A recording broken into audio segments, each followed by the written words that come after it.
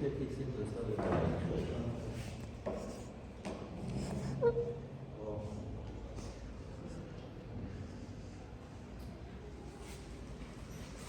Medio chueco.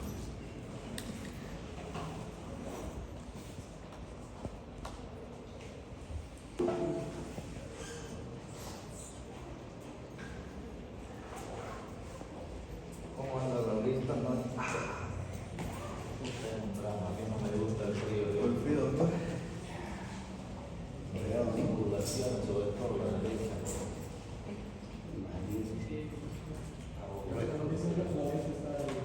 ¿Ah? Ah, ya.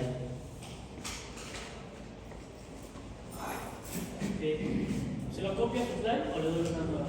No, me lo vas a dar para que lo meta yo después ahí, ¿ya? Al final de la clase lo hacemos bien. Ya, sí. Bueno, manos a la obra. Este tema, me voy a sentar un ratito ya. Aparte que está frío, y no está tan frío como el otro día, ¿no? El jueves, el martes en la noche yo estuve en la terapia. No me van a creer que por primera vez en mi vida me hice traer un buzo largo a ponerme debajo, encima un pijama y encima mi pantalón y una como esta de manga larga, pero de color azul. Obviamente uno generalmente no se duerme ahí, se da un cochilo, no se sienta, un ratito y sigue. Pero qué noche más fría. Increíblemente fría. Y lo peor es que muchas veces lo llaman para una interconsulta en algún servicio y uno tiene que atravesar el patio del hospital y chilcheando, garoando. ¡Ah! Si no fuera por los 100.000 bolivianos que uno gana mensualmente. Hay que aprender a reírse de la vida antes que la vida se ría de uno. Qué cosa bárbara, Dios santo, ¿no? Pero nunca me tienen tantos años. Yo llevo 44 años que hice terapia intensiva y nunca había sentido tanto frío. Pero un frío increíble. El jueves también estuvo frío, jueves en la noche. El sábado también, la noche del sábado fue increíblemente fría, nublada. Bueno, chega de papo furado, como falam los brasileños, ¿no? Este tema que vamos a ver hoy día, créanme que para mí es el culmen de lo que significa la insuficiencia respiratoria.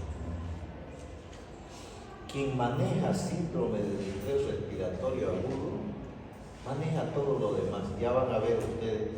¿Alguno de ustedes asistió a la jornada? Sí. ¿Ya? Sí. Este tema fue el que yo diserté la otra noche en la jornada. Y seguramente vieron esta foto, ¿no? Sí. Vean, la doctora Juanita era docente de pediatría de acá, de la Ocebol, de la Católica, también de la Evangélica, de la Gabriel. Jorginho aquí tenía, a ver, 85. Pucha, que estaba joven ahí. Bueno, esta foto es del año 2000, 83, 93, 2003, del 2008 esta. Del 2008. O sea que Rodrigo tenía 23 años y Karen tenía 21. Esta es mi hija Karen, gastroenteróloga. Y este era antes de que me hagan renegar los estudiantes.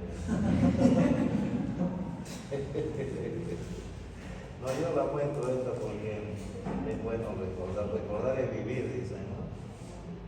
Bueno, entonces, síndrome de distrés respiratorio agudo. Ustedes me van a tratar de seguir, ya, y donde hay alguna duda, yo sé que no lo van a aprender esto en media hora, en una hora, pero con seguridad les va a servir de una base muy buena para hacer el internado y el año de provincia, porque aunque ustedes no lo crean, todos los días se ve insuficiencia respiratoria. Lo que pasa es que el colega, el médico joven, no lo consigue diagnosticar oportunamente, y háganme caso, es la cosa más fácil de diagnosticar, aunque ustedes no lo crean. Van a ver, ¿de acuerdo? Entonces, esta es una revisión que hicieron en el Lancet en el 27. Asbock, gracias a este hombre fue que se habló de distrés respiratorio desde esa época. ¿Saben quién presentó este trabajo en Europa? Porque en Estados Unidos no le dieron mucha pelota. Entonces lo presentó en Europa.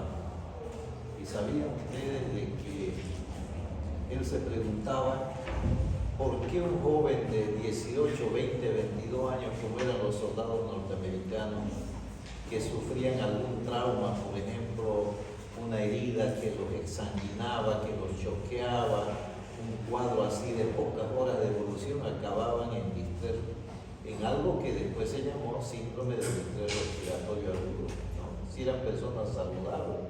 Y van a ver ahorita la explicación que vamos a dar. Entonces, esta definición de Berlín, y esto es Berlín, por si acaso, la puerta se llama la puerta de Brandenburgo. Yo tenía una foto ahí abajo, pero no sé dónde estará, la voy a buscar para ponerla como evidencia de que estuve ahí. Esto era lo que dividía Berlín oriental del occidental, la puerta de Brandenburgo se llama, en Alemania. Era cuando había la Alemania comunista y a la Alemania procapitalista, llamémoslo así, ¿no? Occidental y oriental, la puerta de Brandenburgo. Entonces Berlín es donde se hace esa definición, en realidad en octubre del 2011, pero todo ese trabajo fue publicado por el JAMA, ¿no? En el 2012, ¿ya? En el 2012. Vean lo que dice: insuficiencia respiratoria aguda secundaria a edema pulmonar inflamatorio. Vean ustedes cómo en todo está metida la inflamación, ¿no?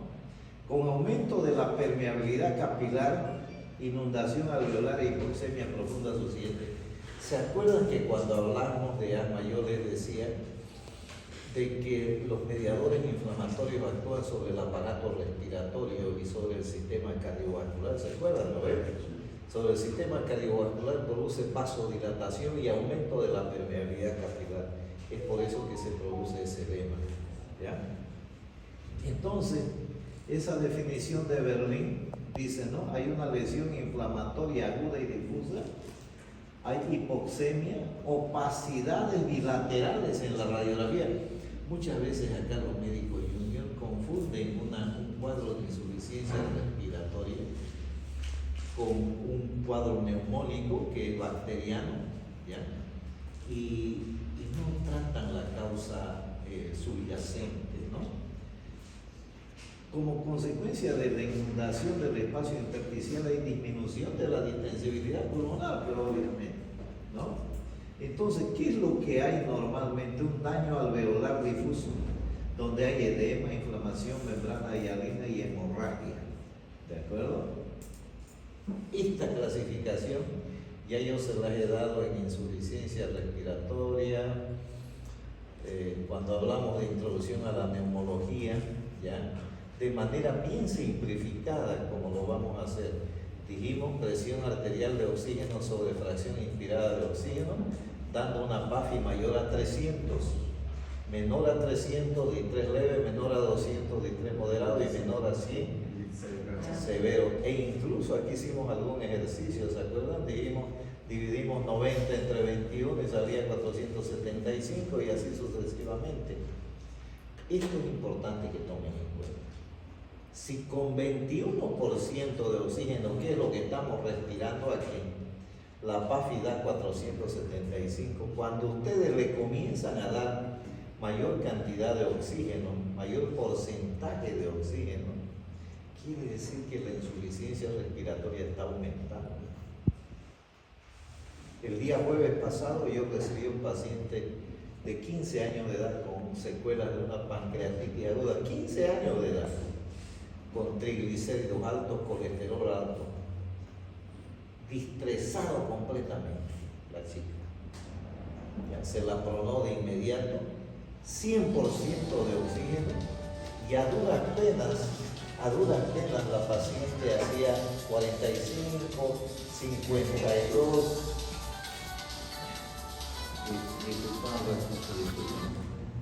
Estoy en clase. Hola. Ya.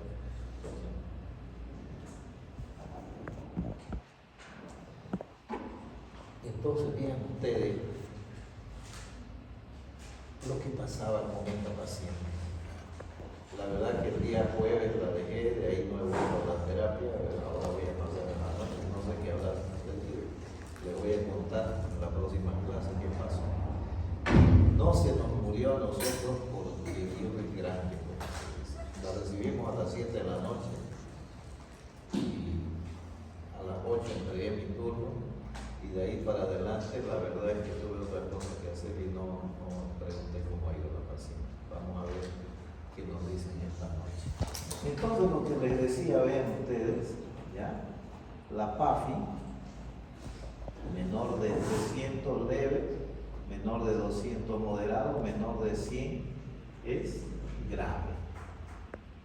Entonces, hay una serie de eventos que vienen y se reportan desde la Primera Guerra Mundial, y en esa época lo llamaban atelectasias, nada más que atelectasias, porque en realidad es una atelectasia, los pulmones se colapsan porque el surfactante alveolar es destruido, y como ustedes recuerden de que el surfactante alveolar, llamado también sustancia tensioactiva, mantiene la arquitectura alveolar. O sea que si hay déficit de surfactante, si desaparece el surfactante, el alveolo se colapsa. Pero no es un solo alveolo, son millones de alveolos. ¿Cuántos millones de alveolos tenemos? ¿Quién se acuerda? Oh, mi Dios. Primer año de medicina. ¿Cuántos millones de alveolos tenemos? Sin mirar si los apunto. No, pues, no me decepciones, viejo. A ver, alguien, no importa que sea errado, pero levante la mano y diga, aunque sea 1, 10, 20, 100 mil, lo que sea. ¿Cuánto? 2 millones. ¿Ah? 2 millones. 2 millones. A ver, otra voz. A ver, una dama. 600. ¿Ah? 600. ¿Cuánto? A ver, usted la de las orejitas de Minnie. Unas 100 millones puede ser. 300 millones de alveolos tenemos. 300 millones de alveolos. Eso les he dicho en la introducción a la neumonía, hombre. Entonces se colapsa y se produce insuficiencia respiratoria aguda, ¿ya? En la Segunda Guerra Mundial se llamaba pulmón húmedo. En la guerra de Corea, atelectasias congestivas. Y durante la guerra de Vietnam, ¿ya? Se lo llamó pulmón de Da Nang. ¿Por qué se lo llamó? ¿Quién sabe por qué se llamó pulmón de Da Nang? 10 puntos para que sepan. Da Nang es parte de Vietnam, es un país que es la región de Vietnam. 20 puntos. 30 puntos. 35 puntos. Va a quedar eximido en el final. Pucha, qué bárbaro. Yo me acuerdo, pues, ya pasó la oferta. Yo me acuerdo cuando los profesores en Sucre nos decían, a ver, por un puntito, ¿quién sabe esto? Con mi señora y yo estábamos a la pesca de las ofertas, porque siempre nos íbamos leyendo. Ella era más estudiosa que yo, la verdad es, ¿no? Y siempre nos ganábamos un puntito, medio puntito, que no daban más también. Un punto era lo máximo que daba. Pero después de varias acertadas ya uno tenía 4, 5, a veces 6 puntos, ¿no? Da Nang era una base aérea norteamericana en Vietnam. Por eso se lo llamaba pulmón de Da Nang, porque ahí había el hospital general de Da Nang, donde llegaban todos los soldados heridos de la guerra. ¿Ya? Por eso se llamaba así. Entonces, vean ustedes, hay múltiples sinónimos, todos estos son correctos, y estos son los más frecuentes, son como 15.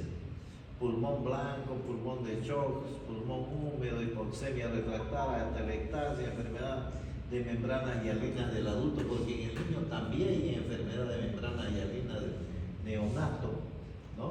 Entonces, todo esto, siempre yo me pregunté desde un principio, desde el año 1980 que comencé a estudiar esta enfermedad. En realidad no es una enfermedad propiamente dicha, por si acaso, es la consecuencia de algunas cosas. Como van a ver ustedes, todo acaba en síndrome de distrés respiratorio agudo. Esa pregunta lo hice yo hace muchos años en un congreso, ¿ya? Y la explicación que me daban los colegas era muy insuficiente, verdaderamente insuficiente. ¿Saben por qué? Porque no le daban importancia y no habían leído sobre el distrés respiratorio. Entonces dijimos, las patologías asociadas al desarrollo del síndrome de distrés respiratorio, porque recuerden, no es una enfermedad en sí, es la consecuencia de alguna cosa. Cuando uno se pelea, se briga, le dan un soco en la cara, en el ojo, y se hincha rápido, ¿no ven? Entonces acá también hay un factor agresivo, ¿no? Y en ese caso hay unas que producen daño directo. Esto fue publicado también en el 2012, de diferentes patologías, ¿ya? Diferentes patologías, entre ellas la principal, neumonía. Recuerden que neumonía solamente es el nombre. El apellido puede ser bacteriana, viral, parasitasia, microbiana, por agentes químicos, por agentes físicos, por agentes inmunológicos, por agentes neoplásicos y otros de causa desconocida, ¿no ven? Y sigue siendo una neumonía. Tromboembolismo pulmonar, embolia, asfixia por inmersión. Por ejemplo, los pacientes que se ahogan, ¿ya? Rápidamente desarrollan un pulmón de shock. No puede ser, el paciente estaba nadando, se sumergió, le dio calambre y se ahogó y rápidamente el pulmón se vuelve blanco. Es por eso, porque hay, ¿qué cosa dijimos? Vasodilatación y aumento de la permeabilidad capilar provocada por mediadores inflamatorios, ¿ya? ¿De acuerdo? Y las que producen daño indirecto, sobre todo los cuadros sépticos. Cualquier cuadro séptico les va a producir esto. Cualquiera. Bacteria, virus, hongo, parásito, o agente químico, o agente físico, o agente inmunológico, o agente neoplásico. Entonces vean ustedes, los politraumatizados. ¿Cómo es posible que un paciente politraumatizado que estaba manejando bien su auto de pronto se choca, ¿ya? Y después fallece por insuficiencia respiratoria? Precisamente por esta causa. O un paciente choqueado, ¿no? O paciente que, por ejemplo, se drogó y recibió una dosis masiva de cualquiera de esos fármacos, ¿no? ¿De acuerdo? O los pacientes con pancreatitis aguda, que vimos el día jueves, una chica de 15 años con un distrés severo, es precisamente porque hay gran liberación de mediadores inflamatorios. Créanme que si tienen un paciente infartado, ustedes le hacen trombólisis y ese paciente puede salir adelante. Tienen un paciente séptico, le dan antibióticos y va a mejorar, ¿ya?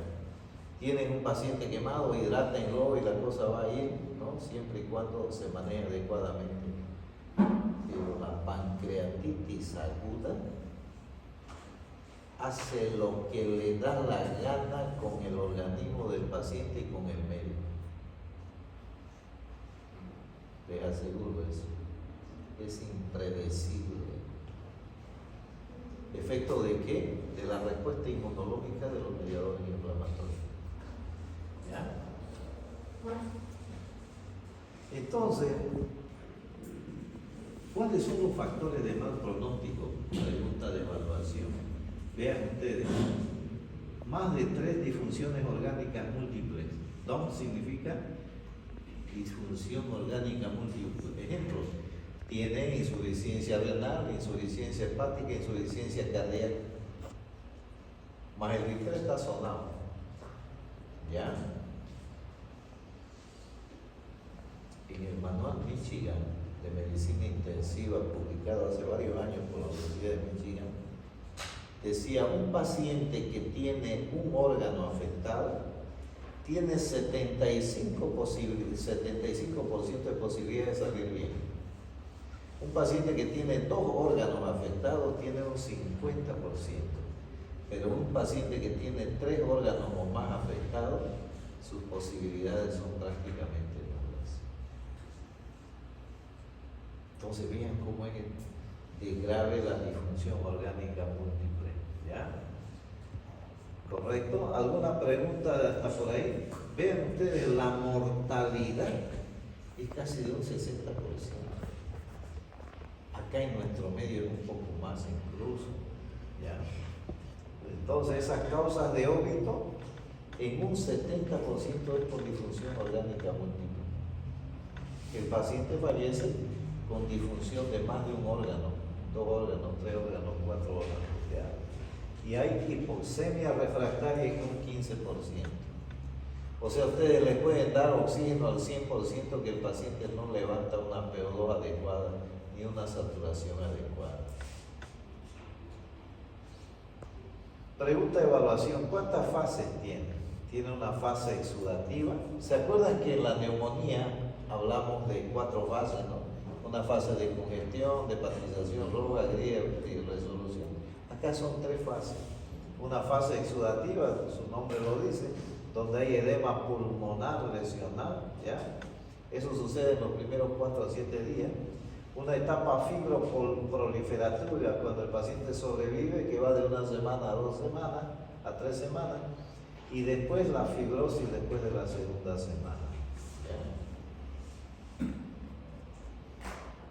Entonces, a esto me refería, esto ya les mostré creo en AMA.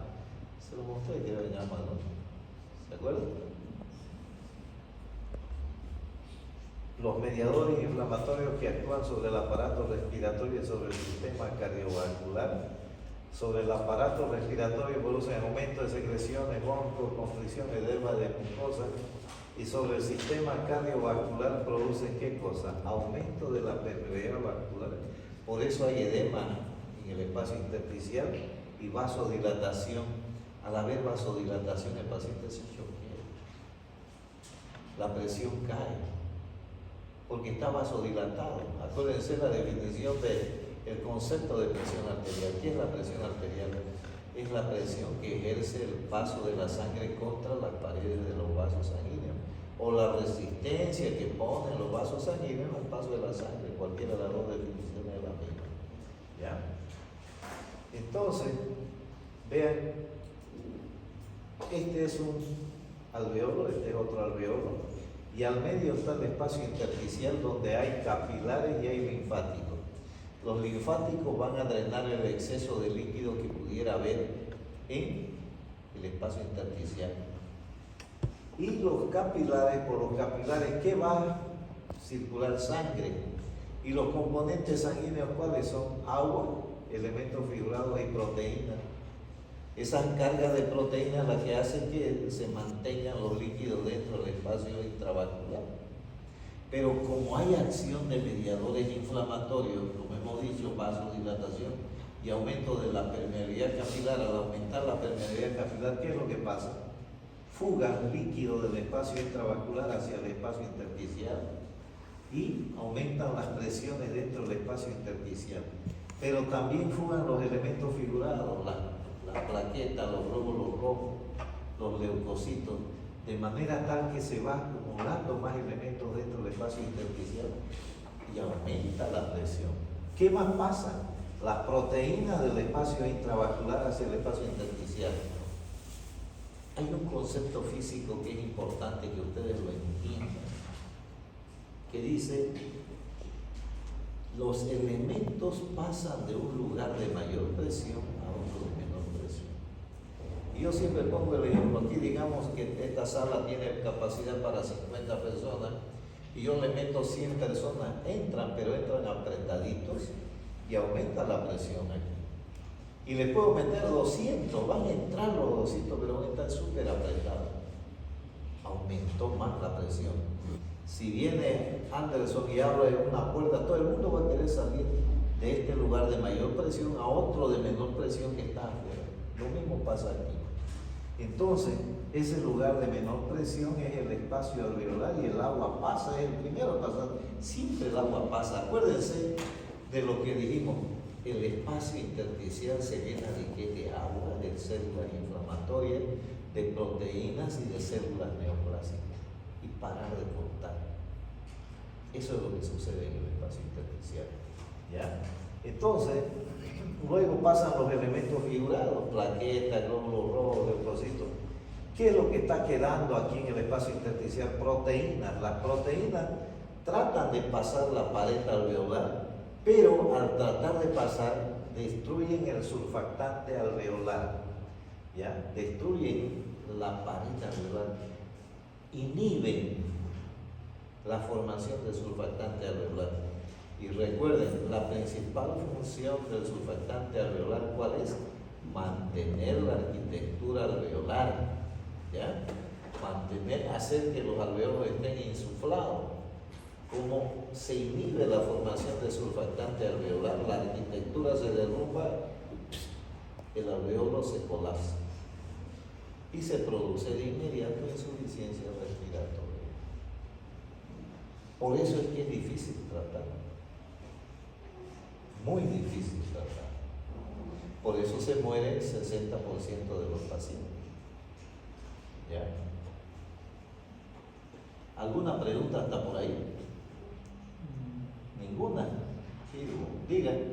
Doctor, ¿la presión intravascular es la presión coloidosmótica? Esa disminuye y la que está fuera en el espacio intersticial está la presión hidrostática. Esa es la que aumenta. A ver, eso que acabas de preguntar es el principio fisiopatológico de todo. ¿Qué es lo que mantiene los líquidos dentro de la vasculatura? La presión oncótica, ¿no es cierto? Las proteínas hacen que los líquidos se mantengan dentro del espacio intersticial. Cuando aparecen los mediadores inflamatorios actuando sobre el sistema cardiovascular, se producen dos fenómenos o dos efectos. Uno, aumento de la permeabilidad capilar. Al aumentar la permeabilidad capilar, entonces fugan los líquidos, fugan los elementos figurados y fugan las proteínas del espacio intravascular al espacio intersticial. ¿Te das cuenta? Entonces, el espacio intersticial aumenta su presión en base al líquido, elementos figurados y proteínas. Y aparte de eso, ¿qué más se produce? Vasodilatación. Se abrieron los vasos sanguíneos y la presión cayó. De manera tal que esa caída de presión y esa falta de perfusión tisular causan hipoxemia, que es lo que vos estás diciendo ahorita. ¿Por qué? Porque ya no hay transporte de oxígeno. ¿Qué se necesita para que haya transporte de oxígeno? Obviamente oxígeno, pero ese oxígeno no se va porque sí, así nomás. Se va porque se asocia con los glóbulos rojos. Porque ahí hay una proteína que se llama hemoglobina, se forma oximoglobina. Y el medio de transporte es el glóbulo rojo. Hasta ahí todo bien, pero aparte de eso, esa molécula de oxígeno tiene que ir hacia la periferia, hacia los capilares, por decirlo así, y allá se produce, ¿qué cosa? Un desprendimiento del oxígeno, atravesando la pared celular, el citoplasma celular, para llegar hacia las mitocondrias, que es donde se realiza el proceso de liberación de energía. Si eso se interrumpe, no hay, las mitocondrias se mueren. ¿Viste? ¿Dio para entender? Sí, ok. Segundo año de medicina, fisiología. Me alegra. Acuérdense de eso. Todo lo que nos sucede es acción de mediadores inflamatorios. O sea que todo se debe a una reacción inmunológica en realidad. Si a alguno de ustedes les interesa la inmunología, dicen es muy difícil la inmunología, pero es difícil, ¿saben por qué? Porque no la hemos estudiado profundamente. Jorginho hizo alergia e inmunología y en un principio yo no le entendía mucho a la cosa, a pesar de ya ser médico, porque hay cosas más minuciosas que aprender y es apasionante la inmunología. La respuesta a todas las patologías están en la inmunología.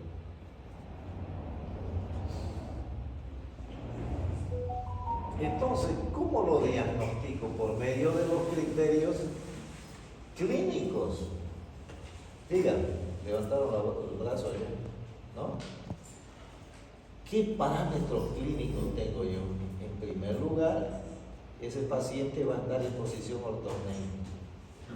Ese paciente va a tener taquipnea. Ese paciente va a tener aleteo nasal. Ese paciente va a tener tiraje intercostal. Ese paciente va a tener, ¿qué más? Cianosis.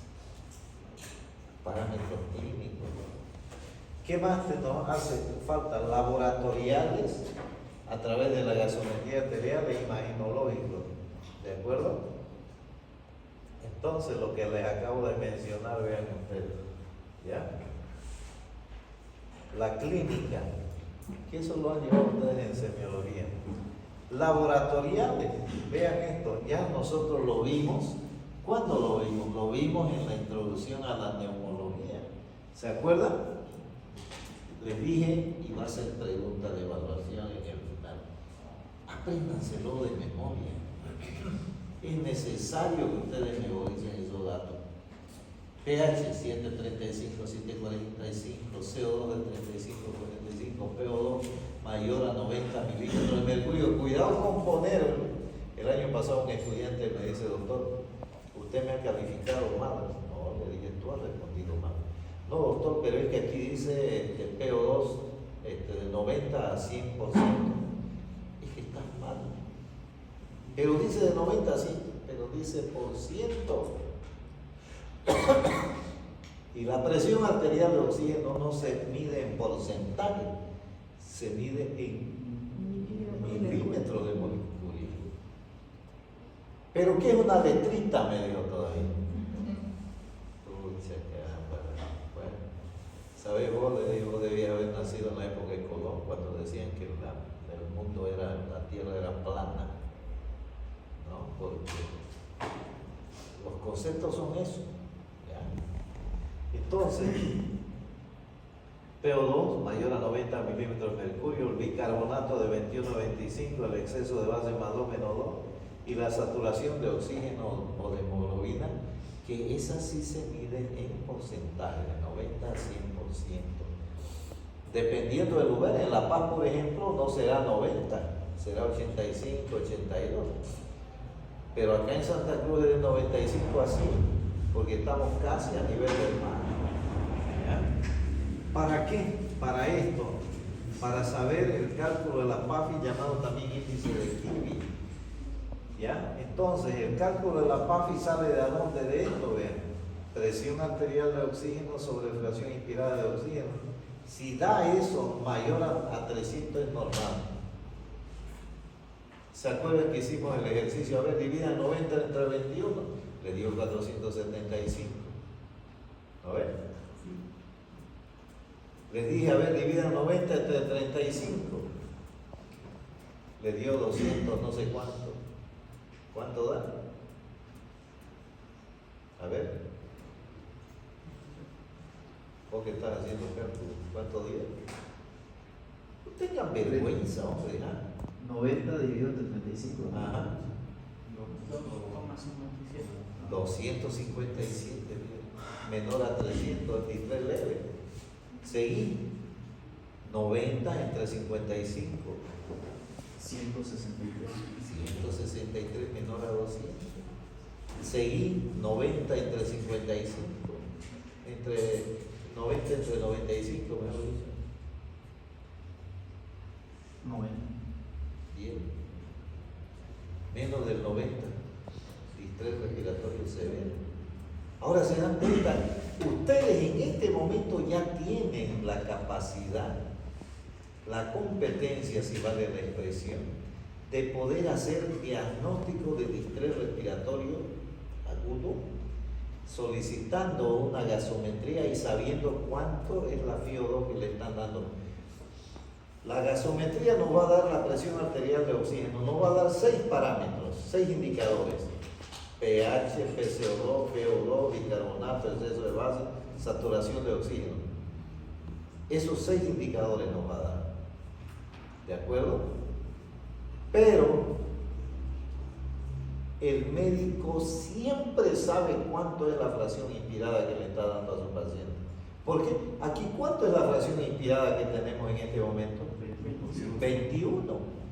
Si yo le aumento, digamos, a 1 litro, va a dar 24. Le aumento a 2, a 28. Le aumento a 3, a 32. Le aumento a 4 litros, 36. Le aumento a 5 litros, va a dar 40%. Por bigotera.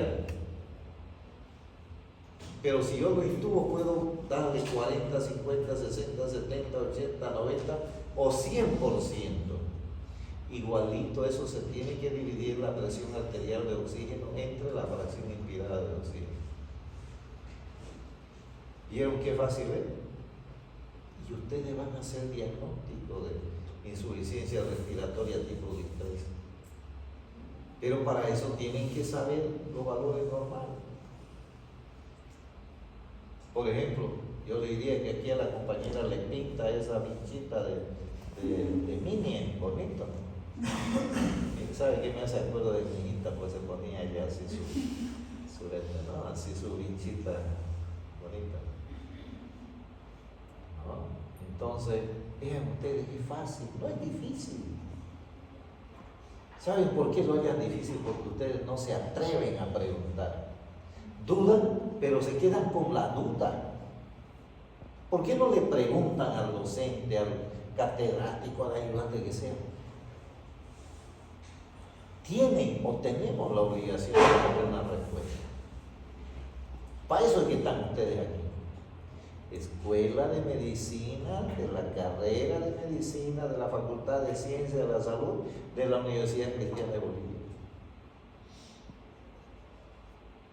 O de cualquier universidad, de la Católica, de la Gabriela, de la Evangélica, de la UDAOL, de la que sea. ¿Ya?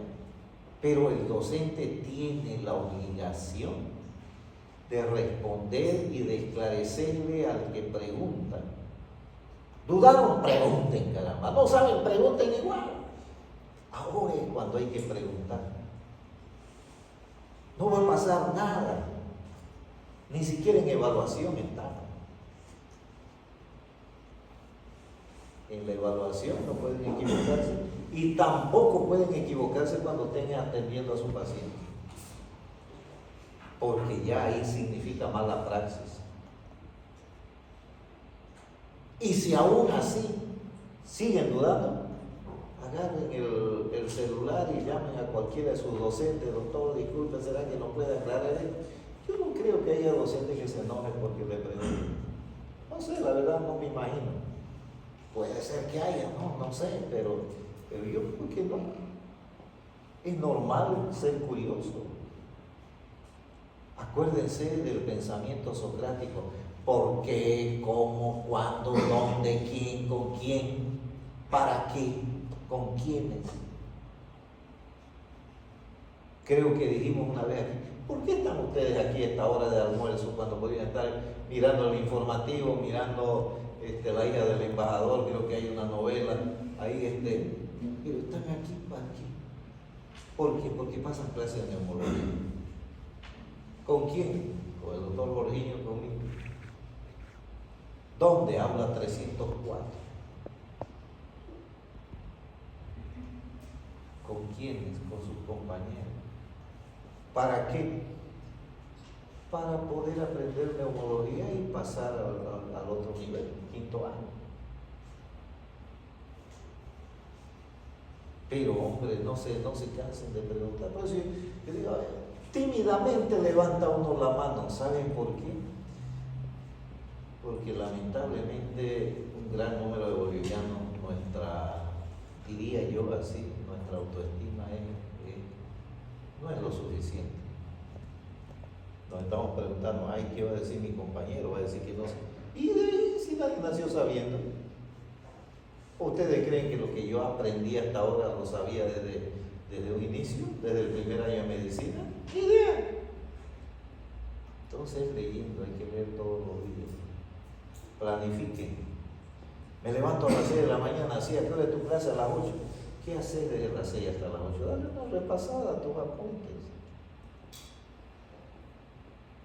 Pero me acuerdo muy tarde, ¿a qué hora? A las 2 de la mañana. ¿Y qué has hecho desde las 8 hasta las 2 de la mañana? Bueno, salí a pasear, me fui al cine, que fui a la discoteca, todo eso. Se puede, ¿no? Pero hay que planificar. ¿Por qué está tosiendo el compañero? Alguna cosa tiene en la garganta. Un reflejo tusígeno desencadenado. ¿Por qué? Por algún tipo de alergeno. Y ese alergeno reacciona. ¿Qué es? Una reacción inmunológica. Es una reacción inflamatoria. ¿Vieron?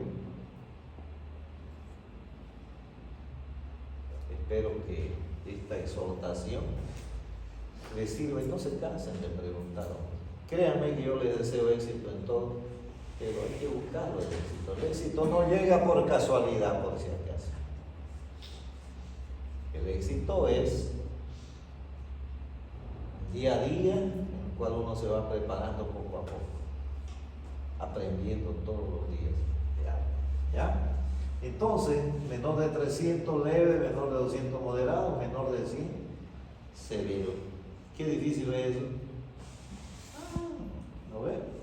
Bueno, entonces radiográficamente, vean, acuérdense, no sé, creo que hice esa pregunta en el examen, no me acuerdo, pero ya no me acuerdo. Pero recuerden de que los campos pleuropulmonares están llenos de ¿qué? De aire, y el aire se ve en la radiografía ¿de qué color? Negro. Entonces, vean ustedes, la sustitución del aire por líquido en una radiografía se llama síndrome de condensación o consolidación. Están reemplazando la densidad aérea por una líquida.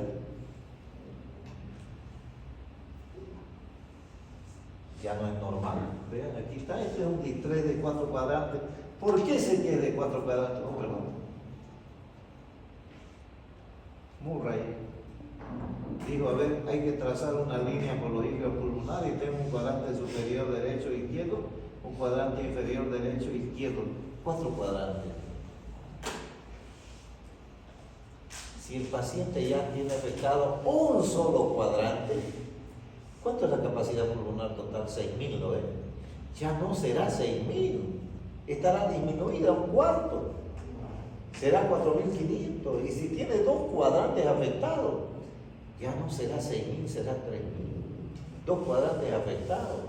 Ese paciente está en insuficiencia respiratoria, aunque ustedes no le hayan hecho una gasometría.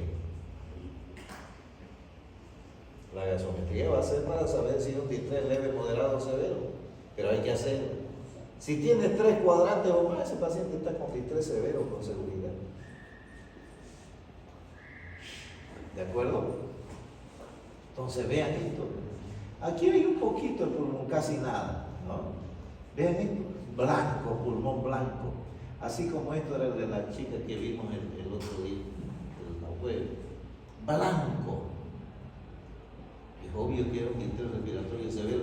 ¿Saben cuánto marcaba la saturación de oxígeno? A rato 40, a rato 45, subía hasta 52, 55, de ahí bajaba. Se la pronó, se la puso de barriga y mejoró a 80, 85, 90. Yo la dejé con 90 y poco, así menos de 100. ¿No? Vean esto, completamente blanco. ¿No ven? Este caso, yo lo muestro siempre, a pesar que es del 2014, hace 10 años. Ya este paciente venía del campo, hermano de la jefa de enfermera de la sala. Me dice, por favor, llorando, vaya y dice, venga a verlo, mi hermano, que no sé qué es lo que pasa. Le digo yo, hágame de inmediato una radiografía. Me trajeron esta radiografía, me lo mostraron. Entonces, esto es un distrés respiratorio severo. Y el residente me dice, pero ¿cómo sabe usted? Me dice, está bien, no me lo ven. ¿En qué grado de residencia está? Estoy de segundo año, doctor. Qué bueno. ¿En qué especialidad? Tal especialidad no quiero meterlo, por ahí lo conocen. ¿No? Entonces, ¿escuchaste hablar de un autor, Murray, alguna vez? No. Pues debía haberlo escuchado. Estás haciendo una especialidad que es afín a eso. Y ahí le expliqué rápidamente lo de los 4 cuadrantes. ¿Cuántos cuadrantes están afectados aquí?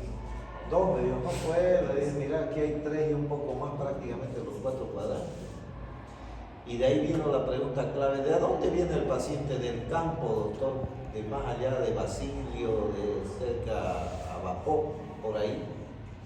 Y saben que por eso hay que saber algo de epidemiología, por lo menos. Acá en Santa Cruz, en diferentes lugares, hay lugares donde habita un ratón de cola larga, el famoso Oligorhizomis longicaudatus.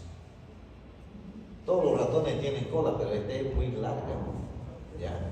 Entonces, caramba, y hay ratones, abundan los ratones, doctor. Por eso tenemos gatos, porque se meten hasta en la sopa, por decir así. Le digo yo ahí en la emergencia, tiene que ir a terapia y lo hay que ventilarlo. El paciente estaba todavía despierto, muy dinéico. Decía, no me lleven, yo no quiero ir a terapia. Así más o menos así. Ya le dije, no te vamos a llevar a terapia. Obviamente me lo llevé a terapia. Lo primero que hicimos ahí fue una vía, dormirlo y el tubo al ventilador mecánico, sin preguntarle. Se lo iba a morir el paciente. Recuerden, hipoxemia cerebral, se muere la corteza, infarto, hipoxemia, insuficiencia renal también por lo mismo. Es un paciente grave, crítico. Lo metimos al ventilador. Hipótesis diagnóstica: síndrome de distrés respiratorio secundario a síndrome cardiopulmonar por antivirus, virus anta, porque por ahí abunda. Acá en este lado del sur, por acá por la Chiquitanía, por acá por la colonia Okinawa, por el Chapare. Han debido escuchar ustedes de antivirus en la tele, ¿no? Entonces, era eso lo que tenía. Afortunadamente, el 24 de septiembre, vean ustedes, esto fue el 6 de septiembre, al 24, ¿cuántos días pasaron? 18. Vean, mejoró sustancialmente, ¿no? Increíblemente mejoró, gracias a Dios que mejoró. Imagínense, se muere el hermano de la jefe de enfermera donde uno trabaja. Caramba, gracias a Dios, digo, porque hay que encomendarse. Nosotros nos encomendamos todos los días a Dios cuando entramos al turno, ¿no? Vean esto, ambos pulmones, ¿no? Tomográficamente vean cómo aparece. esa condensación pulmonar, derrame pleural bilateral, ¿ya? Y a veces ese tipo de imágenes, ¿no?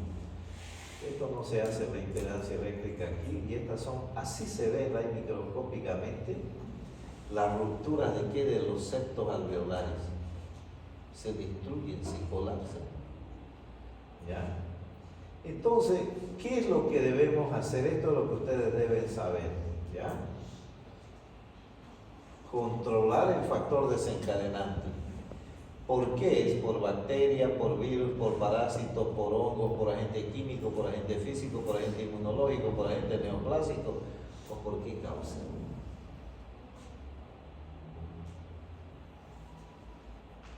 Sepsis, ya, pero sepsis ¿por qué? Por bacteria, por virus, por hongo, por parásito. ¿Se dan cuenta? ¿Me están siguiendo? ¿Vieron? Es una pancreatitis. Caramba, de lo más grave que ha tocado, porque es un proceso inflamatorio desencadenado por una colecistolitiasis, una colelitiasis, ¿no? Una coledocolitiasis o una colangitis. ¿Se dan cuenta? El monitoreo hemodinámico quiere decir eso, mantener las presiones arteriales, la frecuencia cardíaca, la frecuencia respiratoria, la saturación de oxígeno, la gasometría arterial, todo dentro de parámetros hemodinámicos. Una presión arterial buena, una temperatura buena, una frecuencia respiratoria buena, etcétera, etcétera, etcétera, ¿no? Soporte respiratorio, fundamental, la ventilación mecánica. Obviamente ya eso es de especialidad, pero ustedes tienen que saberlo, por ahí les toca en el campo, ¿no? ¿A dónde vas a ir a hacer tu año de provincia, Anderson? No creo. Pero suponete que te manden a piso firme allá donde están peleando los venianos y los cruceños, ¿no? No hay hospital, pero con seguridad hay una posta sanitaria, un centro de primer nivel, y ahí hay tubos de oxígeno. Entonces rápidamente Anderson caramba, pero no tengo un gasómetro acá, pero tiene un saturómetro, tiene una saturación de oxígeno, un aparatito, vale $20, eso uno se lo lleva ya, ¿no ves? Caramba, está saturando, a ver, está en 70, ¿cuánto es lo normal? De 90 a 100. Está insuficiencia respiratoria, ¿qué tengo que hacer? Darle soporte respiratorio. Y ahí Anderson agarra y le pone, a ver, le doy 2 litros, bueno, le doy 3 litros, lo importante es que esté por encima de 90. ¿Cuánto me dura este tubo de oxígeno? Me va a durar a tantos litros, me va a durar 3 horas, 4 horas, 6 horas, hay que removerlo. Ahí llama al 911 a que venga en su helicóptero a llevárselo, ¿no? Mucha imaginación la mía, ¿no? Bueno, entonces control de líquidos. Ese paciente pesa 80 kilos, muy bien, rápidamente hagan los cálculos. Pero ¿cómo hacer los cálculos si no me lo han aprendido? Lo aprendieron, es que no se acuerdan ustedes, han llevado el segundo año de medicina eso. Hagan un cálculo rápido así, regla de 3, 8 por 3, 24, 2400 de líquido mínimo. Pesó 100 kilos, ya bueno, 3 litros por día mínimo. ¿Se dan cuenta?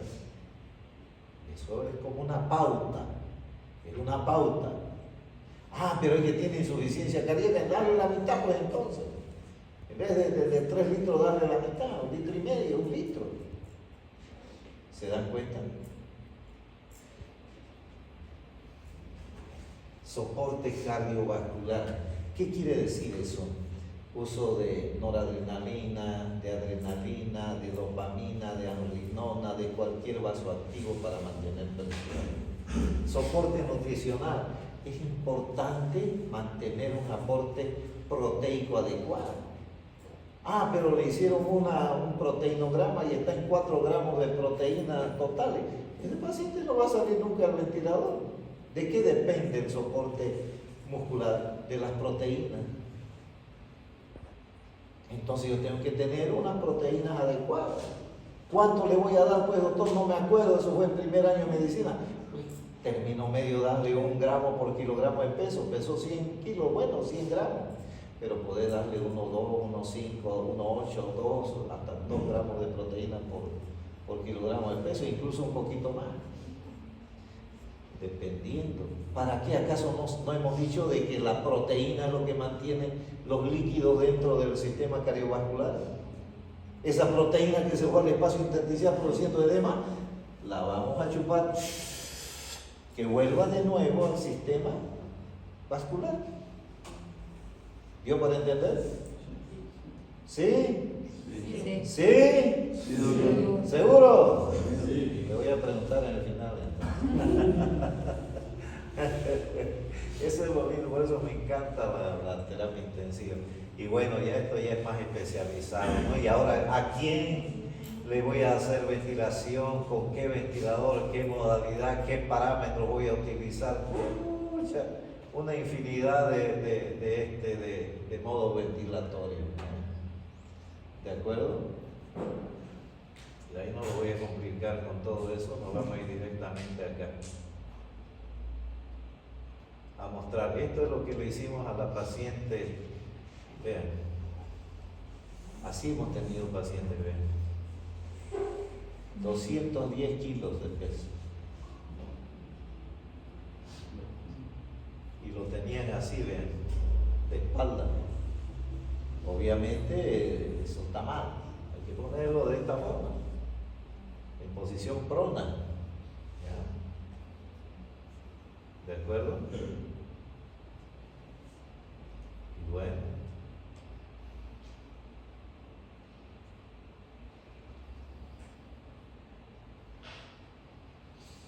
¿cuáles son los diagnósticos diferenciales? Una multiplicidad de neumonía, neumonitis, hemorragia, neumonitis, edema cardiogénico, una serie de patologías, ¿no? Para evitar esto que se llama hipoxemia refractaria. ¿Qué quiere decir eso? Ustedes le dan 100% de oxígeno, como esta chica, por ejemplo, y acuérdense, con 21%, ¿cuánto tiene que dar? 475. Si le dan 100%, tendría que ser 2000 y tanto que tuviera de PAFI, ¿no ves? Pero no sucede eso. Hay hipoxemia refractaria. ¿Por qué? Porque el intersticio está lleno de líquido. Acuérdense lo que dijimos en la introducción a la neumología. La principal causa de insuficiencia respiratoria son los disturbios de ventilación-perfusión. Si mi paciente está siendo bien ventilado con el soporte ventilatorio, con los ventiladores, entonces el problema es perfusional. ¿Se dan cuenta? ¿Dio para entender? Hipoxemia refractaria. Entonces, siempre lo pongo yo esto porque si ustedes saben neumología y saben lo que tiene su paciente, siempre su paciente va a ir bien. Si ustedes saben neumología pero no saben qué tiene su paciente, va a ir uno bien, otro mal. Y si ustedes no saben neumología y tampoco saben lo que tiene su paciente se va a morir. No lo duden.